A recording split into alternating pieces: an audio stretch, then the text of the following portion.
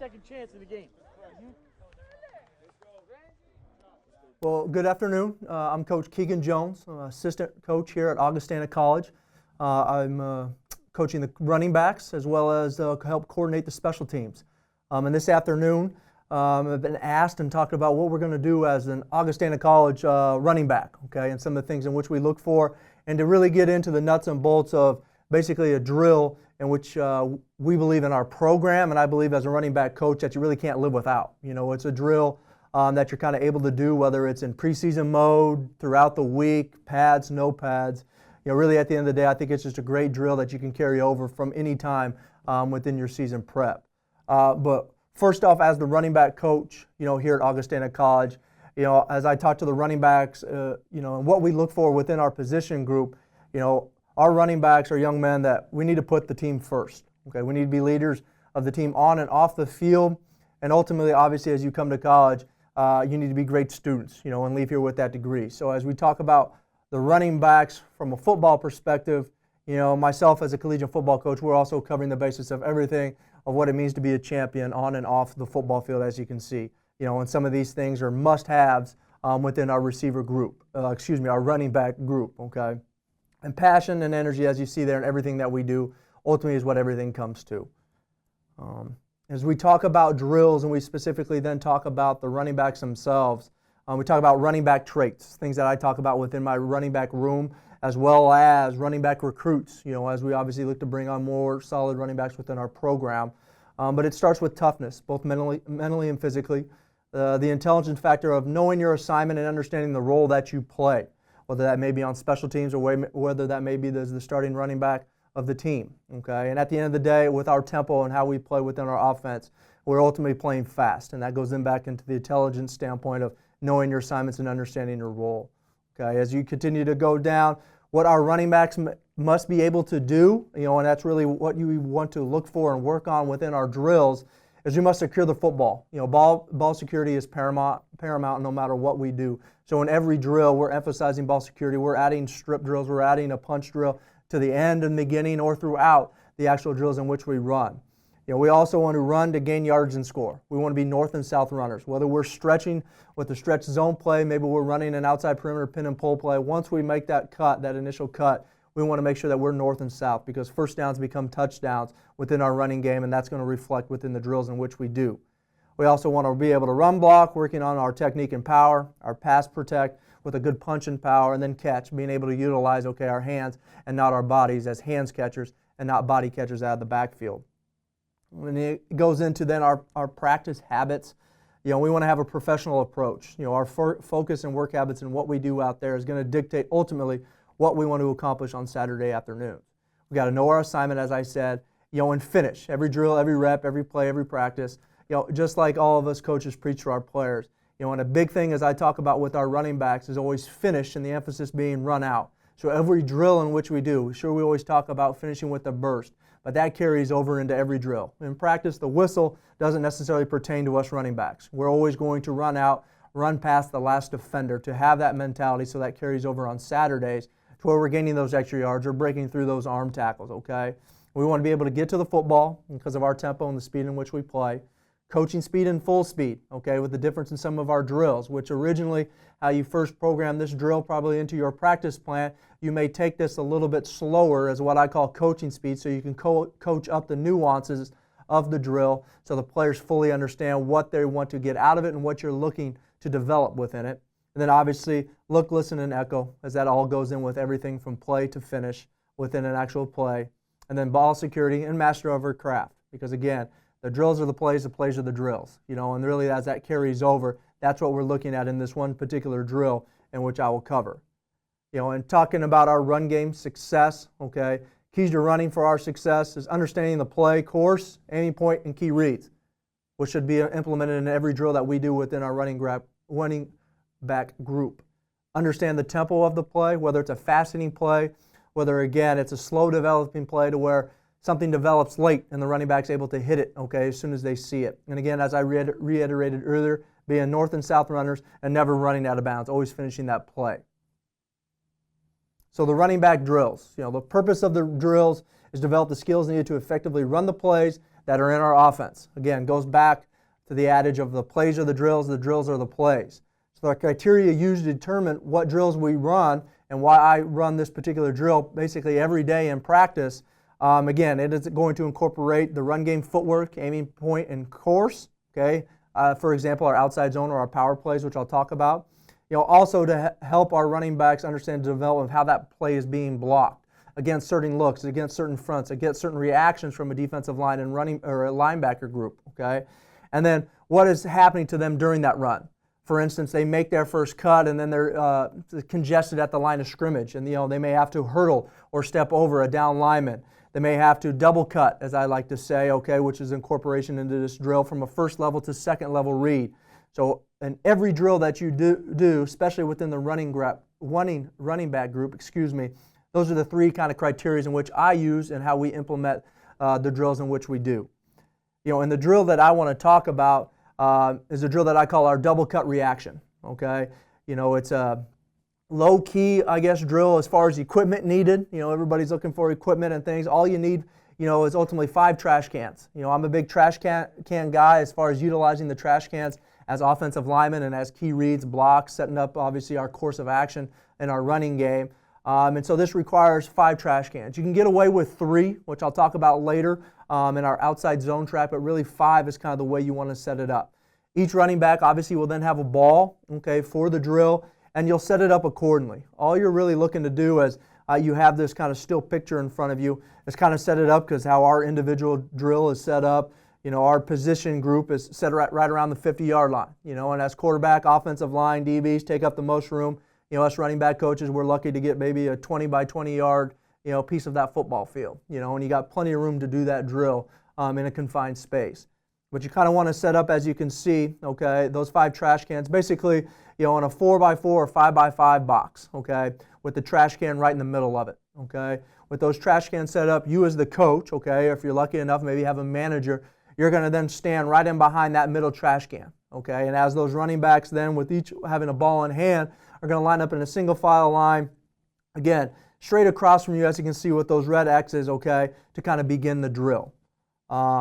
Then the drill is really based on attacking, okay, that first trash can, which the coach or then thus manager, is behind and controlling, okay. As they attack that, obviously that first trash can, which again, that middle trash can, which is essentially their first read, they're going to then make a jump cut off of that read. So obviously if it works to the running back's right, they're going to jump cut left. If it works to the left, they're going to jump cut right, which again is drills that we've obviously worked throughout the progression of our time with our running backs. But within this drill, you add in that second element within why I call it that double cut reaction.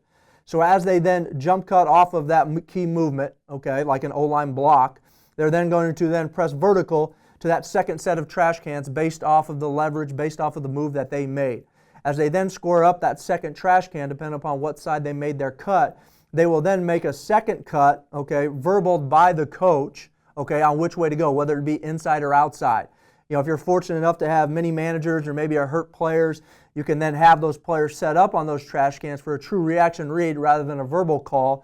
But myself, as me manning the running back position group, I'm just going to make a verbal inside or outside off of their initial cut. So then once they get off that first cut, they press that second cut, and here an inside, they'll work an inside move, and outside, they'll work an outside move. And obviously getting back to the traits of a successful running back, they're going to push vertical, okay, and finishing north and south with a great burst running out after that last drill.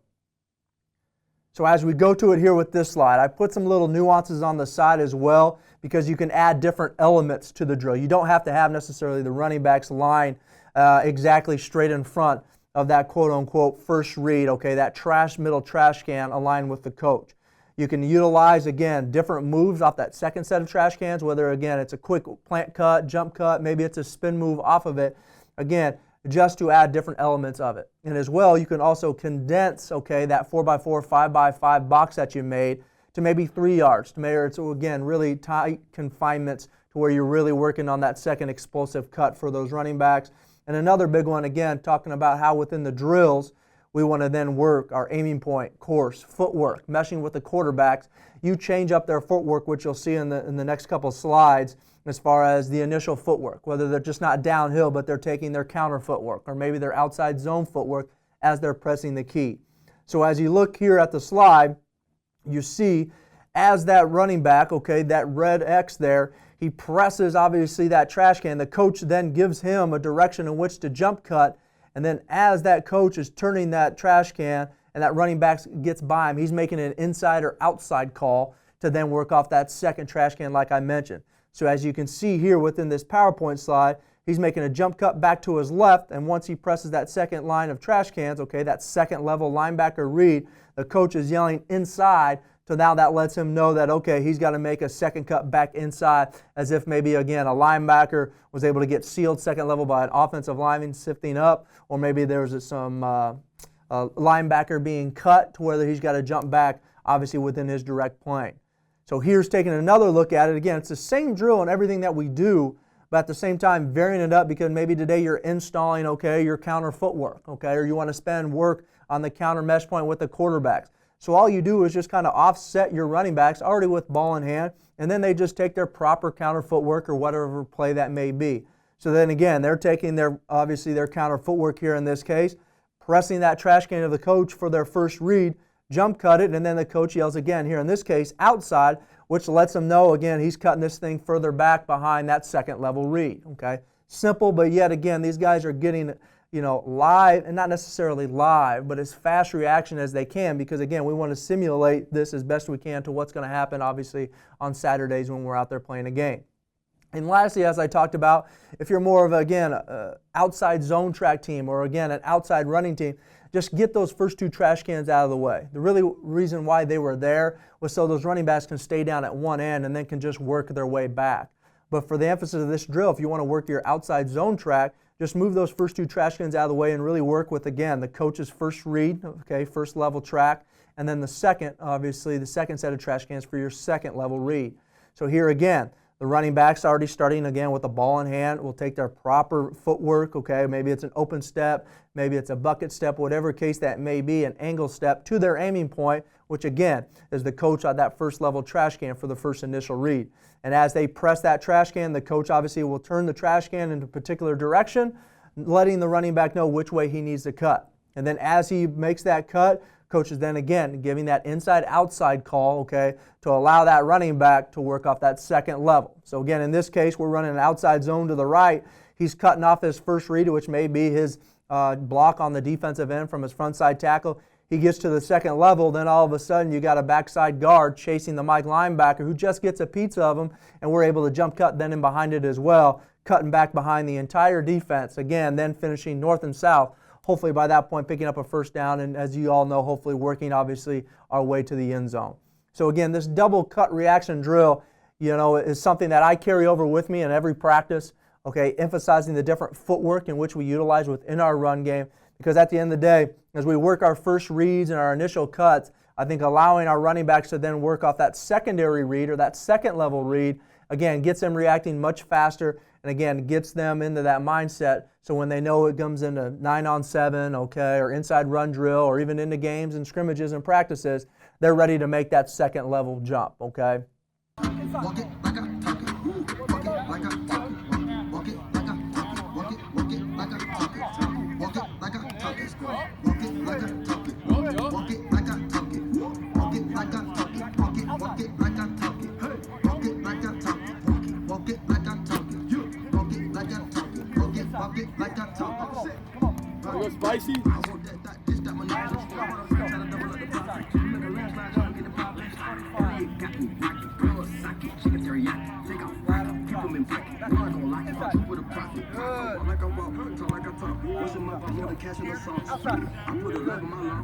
She cook up and jet with the phone. By the pair, I got cash that show. By the pair, I got cash that show. Talking like I just run the ball. Hit a lick with the show. Walk it like I talk it.